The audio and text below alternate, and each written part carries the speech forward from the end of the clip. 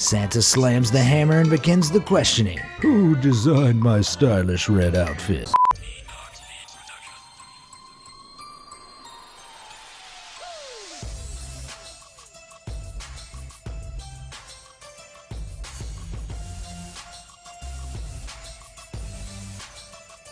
Holiday React Day 18. Y'all follow my brother. Let's get right into this video. Let's be nosy. Ah, Christmas. It's the most wonderful time of the year.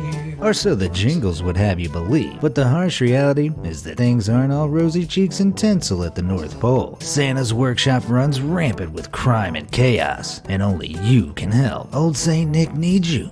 So stay tuned to solve these Christmas riddles. At the crime scene, you find the recently deceased corpse of Ouchie the elf. He has bloodshot eyes and second-degree burns on his hands, but aside from that, there are no other clues. Out of the three suspects, which one is guilty? A. Splashy the elf, who runs the elf community pool. B. Stabby the elf, who crafts chef's knives for Christmas. Or C. Glowy the elf, who makes the world's Christmas lights. Who do you think it is? A.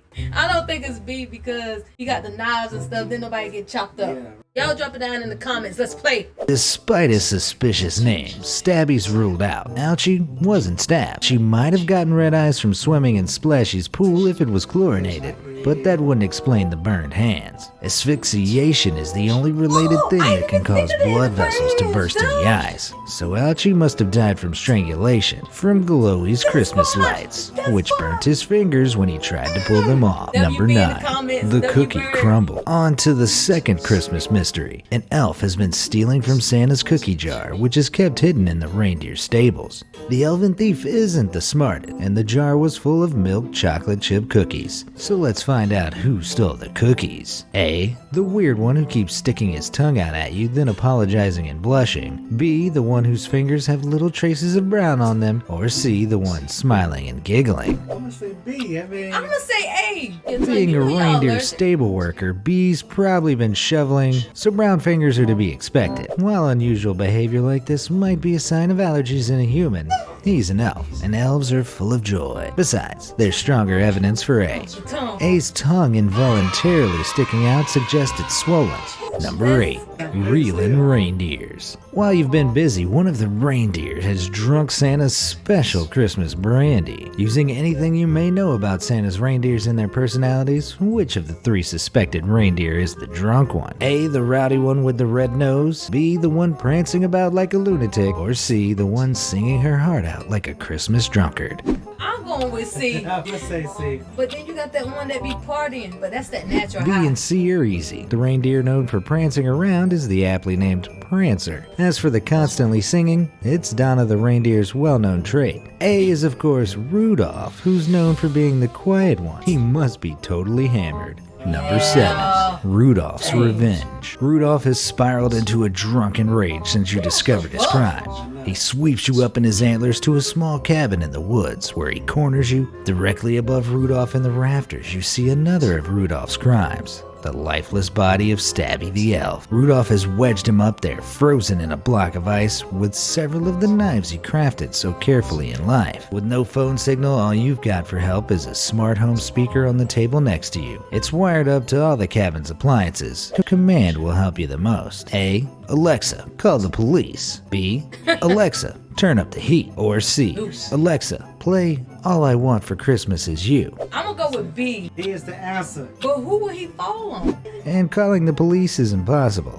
There's no phone signal, but turning up the heat will melt the ice in the ceiling, causing Stabby's knives to incapacitating Rudolph. But uh-oh, you've accidentally killed the red-nosed legend. Number 6. Christmas court. Eventually, Santa finds you in the cabin with Rudolph's body, and frankly, you look guilty as hell. He points a pudgy finger at you and declares, "That wasn't very Christmassy." You're taken to Christmas court, where your Christmas spirit will be put to the test. You fail, it's the naughty list for you, which means a lifetime of forced labor on the Christmas assembly line. Santa slams the hammer and begins the questioning. Who designed my stylish red outfit? A. St. Nicholas, the holy Christian bishop. B. Coca-Cola's advertising department. Or C. An American political. I'm gonna go with B. I love the Santa Claus. While many believe Coca-Cola originally developed the red suit, it had already been around for many years before they adopted its design in the 1920s. The original red-suited jolly bearded gift giver actually appeared in the 1860s. Number 5. Birthday Boy. Which date is the closest to Jesus' birthday? A. The 25th of December, B. The 25th of March, or C. The 1st of January. B.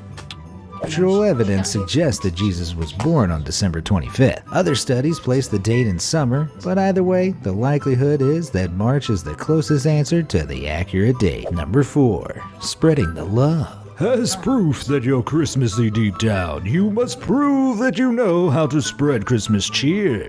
A. Dance a merry jig, B. Say 5 Hail Marys, or C. Sing loud for all to hear. Oh, A. Let's see. Jig is not just for Christmas. Hail Marys call upon Jesus' mama for contact with the Christian God, but they're not known for spreading cheer. The correct answer is indisputably proven in Will Ferrell's Elf. Best way to spread Christmas cheer is singing loud for all to hear. Number 3. Santa's Farm. Pleased with your singing, Santa moves on to the next stage of your trial. He takes you out to his snow-covered farm and hands you a stone with the letters V, I, and another I carved onto it. He tells you to place the stone in the garden at the place that corresponds to the meaning of the stone's letters. Santa is humming a Christmas song, but you can't quite remember what it's called. Where do you place the stone? A. A fruit tree with a gray, stripy winged bird in it. B. The cow shed where 8 of Santa's dairy maids are milking cows. Or C. A pond with some swans in it. Hey. Is it A? No, I think it's C.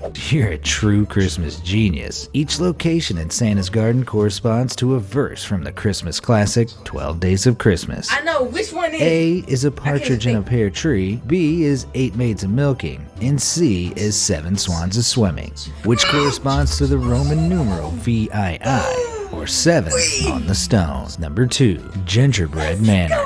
You'll need to complete one final task. Santa sends you to the haunted gingerbread mansion. He challenges you to face one of 3 nasty creatures that have taken up residence inside the tasty, yet cobwebby gingerbread walls. The fighting space is only just big enough to fit yourself and your opponent in, so it'll be a close quarters fight whoever you choose. Who do you fight? A. A 7-foot-tall reanimated Christmas turkey wielding carving knives and out for vengeance. B. A boiling hot curdled eggnog monster. Or C. A vicious 9-foot-tall candy cane creature. I'm gonna go with slippery slime B.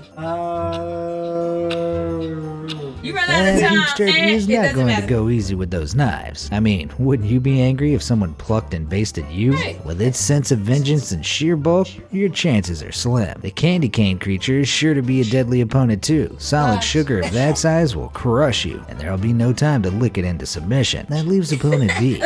Luckily, eggnog is a liquid and would absorb easily into the gingerbread walls, softening them. A hotter liquid would soften them even quicker. This means even if the like that. monster didn't die in the absorption process, you could push through the softened walls and escape.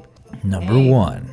OG Claus. He tries to attack you, but your police training kicks in. When you pull his beard, however, you reveal the truth. His costume tears right off and you see it was actually Santa's evil German brother, Krampus, the whole time. He flees defeated, but not before confessing that he'd been secretly carrying out the real original Santa's job for the last 200 years. Krampus had been trying to corrupt Christmas with his evil way, making children insatiably greedy for more toys than their parents could reasonably afford. All the while, the original Santa had been tied up for centuries in one of 3 rooms in the basement. The other 2 rooms now house imposters, with one fragile key, which will break after a single use. You must free the real Santa and save Christmas once and for all. Which door do you open to free the real original Santa? A. A rosy-cheeked, jolly, white-bearded fellow in a red outfit. B. A slimmer, bushy-beard man in a blue outfit. Or C. A balding, bearded man in old robe. I'm gonna go with B.